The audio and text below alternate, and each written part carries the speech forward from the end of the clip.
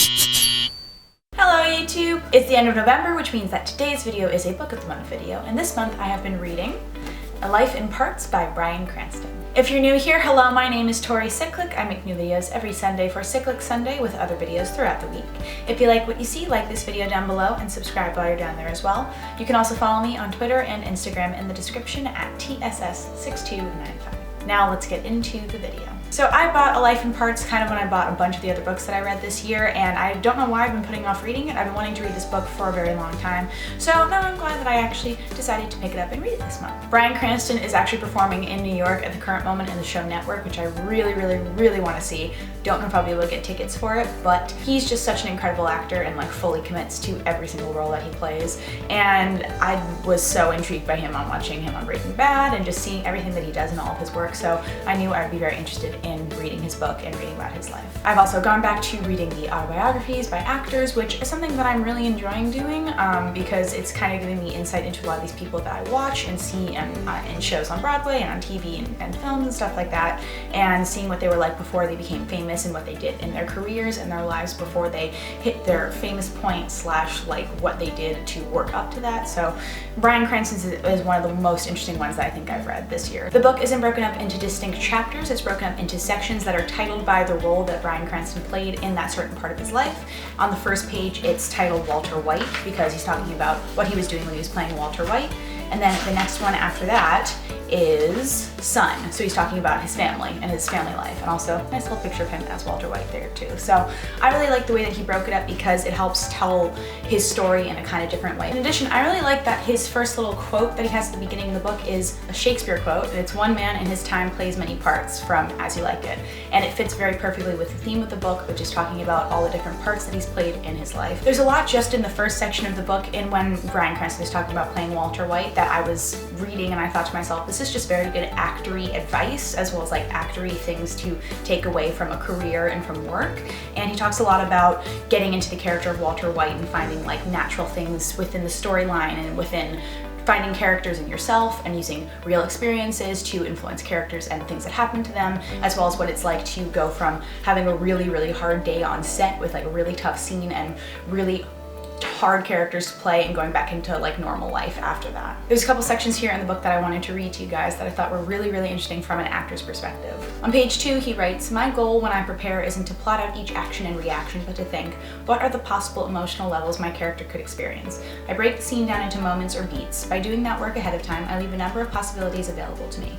I stay open to the moment, susceptible to whatever comes." That's something I learned a lot about in school, about breaking things up into beats and finding your places in your scenes where you're going, okay, this is a beat, this is an emotional change. Seeing that like professional actors also do this, it's like I'm taking all the skills that I learned at school, I'm going to be applying them in the same kind of way that these professional actors do. On page 3 he's talking about the scene that he filmed with Kristen Ritter when her character Jane died on the show. She's like lying in bed next to Aaron Paul and is dying from a drug overdose. So he talks a little bit about like what is going on with him mentally as he's filming this scene. It may seem odd, it may seem even ghoulish to stand in a room packed with people and lights and cameras and pretend I'm letting a girl choke to death, and then to see my daughter's face in lieu of that girl and to call that work, to call that your job. But it's not odd to me. Actors are storytellers, and storytelling is the essential human art. It's how we understand who we are. And then on page 4 as well, he talks about removing yourself from the character and finding ways to be in a character all day on set and then find your time alone to really remove yourself from that and go back to being your normal self. And it's on page 4 here, he says, "But even before the drive home, every night after we finished, I'd go into the hair and makeup trailer and take 2 hot, wet towels that my friends in the makeup department had pre-soaked, and I'd drape them one over my head and wrap the other over my face. I'd sit in the chair and let everything soak off, feeling all the toxins drain away. I'd sit until the towels went cold against my face, leeching myself of Walter White." The major thing that I love about the way that Bryan Cranston writes is that it feels like he's a character in a story writing about this. It's kind of similar to how Rob Lowe's book was as well, that he's telling these stories from his life, but it feels like he's writing about a character and not himself. And it's just a very interesting way to approach these books because they are autobiographies and memoirs about their lives, but it feels like they're telling all these stories, and I think it's just like an actor thing of that they're very good storytellers, as Bryan Cranston says that actors are storytellers, that he's using that kind of mindset to tell his own story. The thing that I knew about Bryan Cranston that was very much solidified while reading this book is that he is one of the hardest working people in general, not just in show business, but like in his entire life. He talks about a lot of things in his past. He had a job from when he was a young kid, working all the time to make money to support himself, his family, his life, his career goals, all these things that developed as he was growing up. He worked hard for everything to make sure he could pay the bills and do what he needed to do to focus on becoming an actor after he decided that's what he wanted to do, and to pay for all the things that he did to realize his dreams.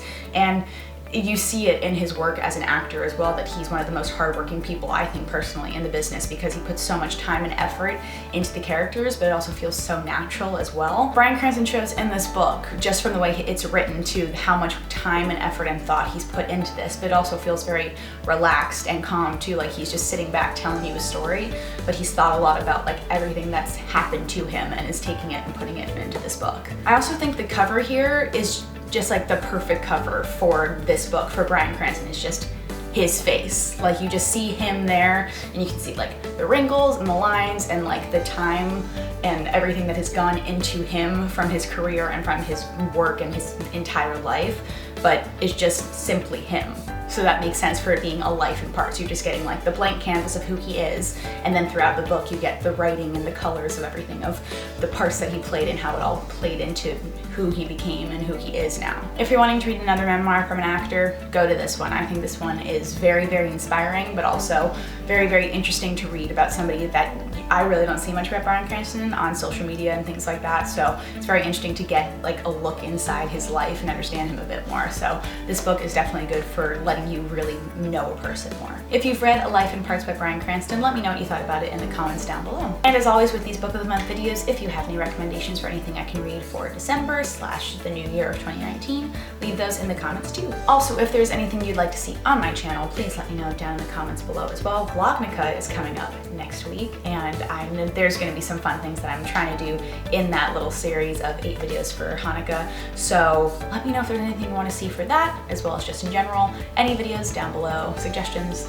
just leave them in the comments. Like this video down below and subscribe while you're down there as well. You can also follow me on Twitter and Instagram at tss6295. I'm always posting things on Instagram all the time, so go check it out, go follow me there, see what I'm up to outside of YouTube here. Thank you guys so much for watching, DFTBA, and I will see you guys next time. Bye!